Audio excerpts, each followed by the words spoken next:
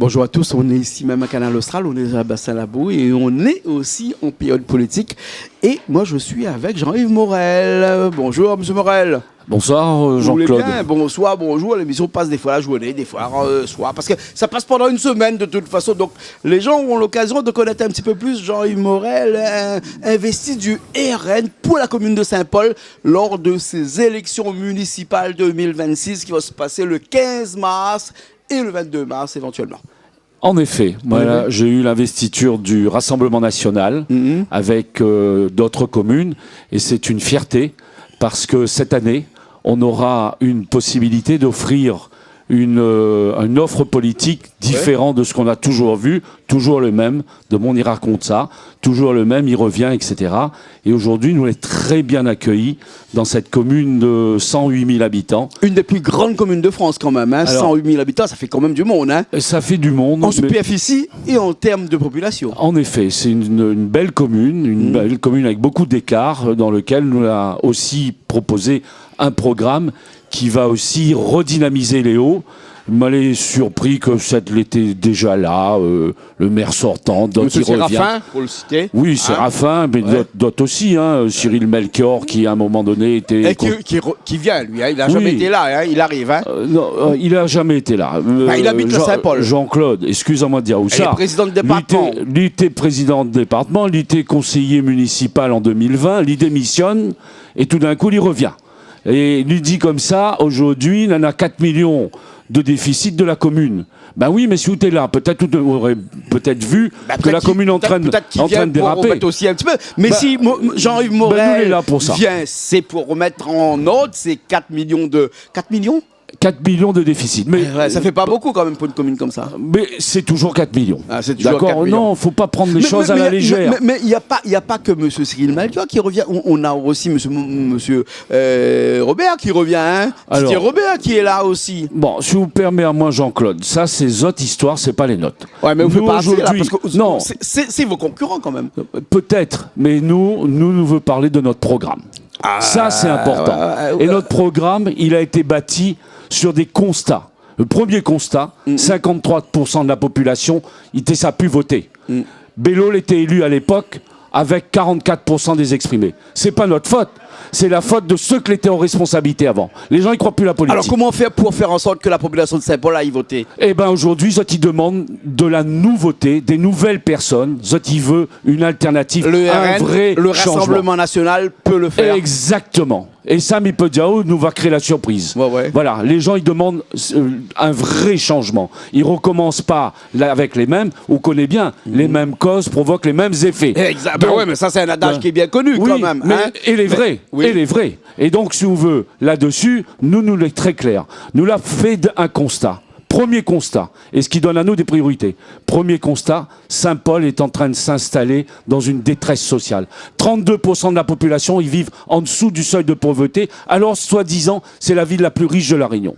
Premier constat. Et il va falloir que nous répondions. Nous, on a des réponses là-dessus, notamment sur le reste à ville, le pouvoir d'achat. Voilà. Sur la violence. Sur ton programme, hein, il y a la violence, il y a l'insécurité, il y a le transport, il y a...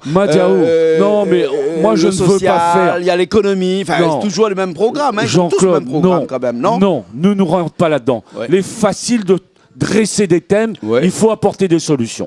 Alors, c'est quoi la solution? Alors, notamment, sur le reste à vivre. Pour redresser cette commune de Saint-Paul. Le reste à vivre. Le reste, sur le pouvoir d'achat. Nous dit aujourd'hui, nous va mettre en place, dès notre rentrée aux responsabilités, mais dit bien responsabilité, pas le pouvoir. On n'a pas le pouvoir de décider, moi.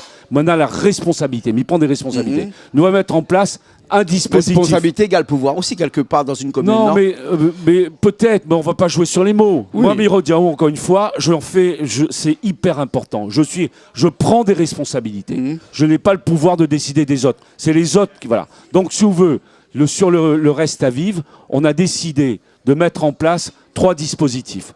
Le premier, c'est les chèques déjeuner à la population lorsqu'ils sont en dessous d'un seuil.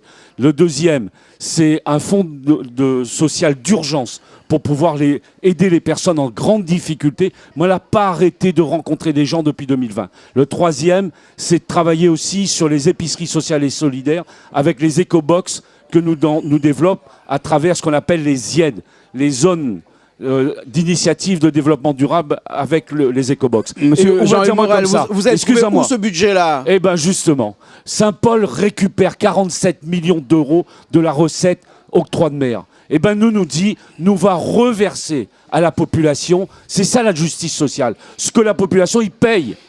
47 millions d'euros. Mais il n'y aura plus assez pour payer le personnel. Mais pas du tout. Parce que vous êtes à 80% de frais de fonctionnement quand même à la mairie de Saint-Paul. D'abord, je ne suis pas d'accord sur les chiffres, on est un peu moins. Mais c'est vrai que la part personnelle, c'est 115 millions d'euros sur 255 millions d'euros. Vous êtes à peu près à 75-80% de frais de fonctionnement. Mais monsieur Jean-Claude Coindin, vous connaissez bien, on a ce qu'on appelle la DGF.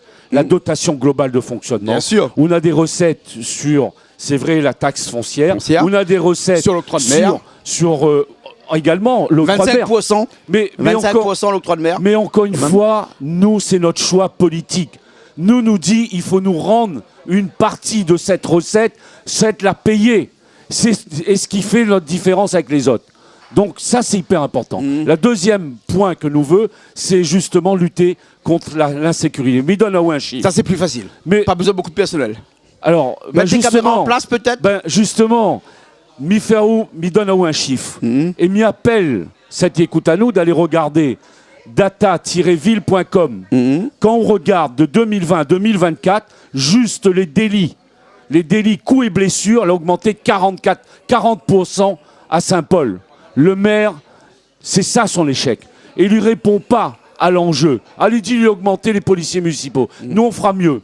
Non seulement, en effet, on augmentera, mais on dessinera justement des vidéos dans des zones sensibles à la sortie des établissements scolaires, dans les parcours santé. À la sortie des boîtes de nuit aussi, parce qu'il y en a beaucoup à Saint-Paul. Oui, à la sortie des zones où ça craint. Ouais. Donc aujourd'hui, on prend les choses en main. Comme il donne à où le chiffre, là, c'est pas moi qui le dis, c'est l'équivalent de 4. On a une chance sur 4 de faire agresser à où. Les violences sexuelles, les délits sexuels, c'est pareil. Dernièrement encore, là, il y a une femme qui s'est fait agresser sur un parcours de santé. On l'a entendu, le pauvre jeune l'a fait tabasser à lui sur les boîtes de nuit. Nous ne pouvons plus accepter ça. Nous voulons vivre dans la tranquillité. Et nous, on a décidé de prendre en main.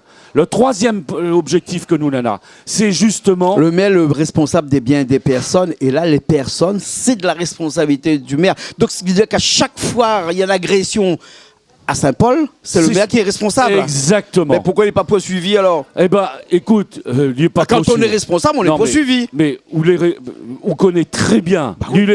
On est responsable moral. La responsabilité physique, c'est très compliqué de démontrer. Mais on est responsable moral. Et ça, aujourd'hui, la police municipale représente, en termes de ressources humaines, la plus petite filière des agents. 3800 employés communaux, c'est 2%. On voit bien que lui répond pas à la question face à l'enjeu. Nous, on a décidé de prendre les choses parce que les Saint-Paulois ont droit de vivre dans la tranquillité. Ensuite, troisième objectif. Léo est en train de mourir. Léo est en train de mourir. Les gens, ils disent, ils oublient à nous, ils pensent que dans le bas. Il fait la fête dans le bas, il n'a rien dans les hauts. Nous, on l'a décidé, justement, de réinverser la machine et de dire, en fait, Léo a toute sa place et nous veut apporter une valeur ajoutée dans l'animation, mais en prenant le volet économique. Nous s'installe ce qu'on appelle des ZIED. Les ZIED, c'est justement cette plateforme que nous voulons mettre en place avec des écobox et nous fait en sorte que des auto-entrepreneurs, des micro-entrepreneurs, ils prennent la place. Moi, la rencontre plein de jeunes. J'en ai une idée de faire un petit barbershop. J'ai même rencontré une dame, là, dire, moi, Monsieur Morel, il veut justement mettre des gâteaux anciens, mais il n'a pas de place. Et bien, justement, et on fera cela. Et avec une animation mensuelle, juste avec ce que la commune mettra en place, dans cette unité. D'accord. Voilà. Donc pour ça, il faut une équipe quand même, Monsieur Morel, quand même. L'équipe est en place actuellement Oui, ma liste, elle est constituée. J'ai rendez-vous à la sous-préfecture le 23 février pour déposer ma liste. Et il peut dire où nous, on a eu le courage. Date limite le 26. Nous, on a eu le courage.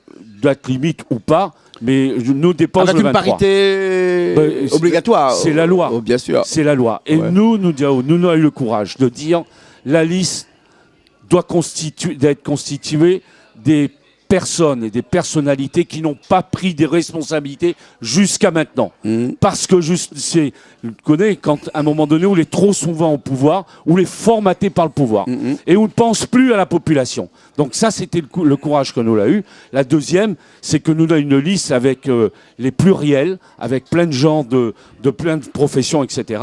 Et Mipo Diao, ça n'a pas été facile, mais il reconnaît, parce que les gens restent encore... Alors, question idiote, par exemple, parce que M. Jean-Yves Morel, demain, s'il est au pouvoir, il ne sera pas formaté aussi par le pouvoir. Eh bien, monsieur Coindin, il ne sera pas formaté, vous le verrez. Parce qu'on l'a vu depuis la nuit doc, ça existe comme ça, hein, que c'est comme ça. Non, hein. je crois qu'on arrive à un cycle. Allez, citez-moi un maire qui n'a pas été formaté par le pouvoir. Il n'y en a pas ici à La Réunion. Non, mais quand... qui ça? Quand on fait... Qui? Attends, Nao, quand on fait un mandat, 2 mandats, 3 mandats, ou plusieurs endroits... Là, on est dans une commune qui est presque à la limite de l'ordre, comme une monarchie. C'est ça. Nous nous dit, il faut nous passer à la logique d'équipe, nous partage les responsabilités, et le maire, c'est pas lui le seul que a le droit de tout faire. Donc ça aussi, tout décider. Eh ben, exactement. Nous joue l'équipe. Moi, c'est un sportif. Moi, il joue l'équipe. Mais il joue pas l'individualité, moi. Mais il joue l'équipe. Donc c'est ça aussi le pari qu'on prend. D'accord. Voilà. Est-ce que Jean-Yves Morel bat un peu campagne actuellement, va voir les gens, etc. Parce qu'il nous reste 1 minute là pour finir l'émission. Là, est-ce que Mirage Outré. Oui, vas-y. Mirage Outré, c'est pareil. Nous, ça fait un moment, nous entend la proximité à proximité. Nous l'a décidé pendant le mandat de décentraliser tous les services dans les communes annexes. Il y a 14 mairies annexes. Et il y aura un adjoint en charge de cette décentralisation. Ça se fera, évidemment, au fur et à mesure. C'est pas du jour au lendemain. Voilà. Et pour répondre à où, est-ce que mi bas de terrain? Bien sûr à où. Allez sur notre Facebook, RN Saint-Paul, Jean-Yves Morel. Eh ben, on va voir l'équipe de militants. Là, nous t'es sur carrosse samedi dernier. Nous t'es 30 personnes sur le terrain avec le t-shirt de notre Jean-Yves Morel, etc. Oui, nous bat de terrain. Et mi dire une affaire, nous les super bien accueillis. Les gens disent le RN, mais nous les pour le RN avec Bardella, Marine Le Pen, viens. Ça risque d'être un vote par défaut en votre faveur? Non. Alors, ce sera un risque un vote du changement. Oui. Du changement, un vrai changement. Et m'y appelle les Saint-Paulois d'arrêter de faire avoir Azote. Tout d'un coup, on a des personnalités qui apparaissent sur ce paysage politique à Saint-Paul. Nous dit aujourd'hui, ne vous faites pas encore avoir. Votez vrai. Votez vrai, c'est le Rassemblement Saint-Paulois que j'ai l'honneur de porter avec l'investiture du Rassemblement National, piloté par Bardella et Marine Le Pen. D'accord, merci beaucoup. Jean-Yves Morel. Merci à toi. Candidat aux élections municipales 2026 sur la commune de Saint-Paul. Merci beaucoup. Merci. Merci à vous. Nous, on se retrouve très prochainement sur Canal Austral.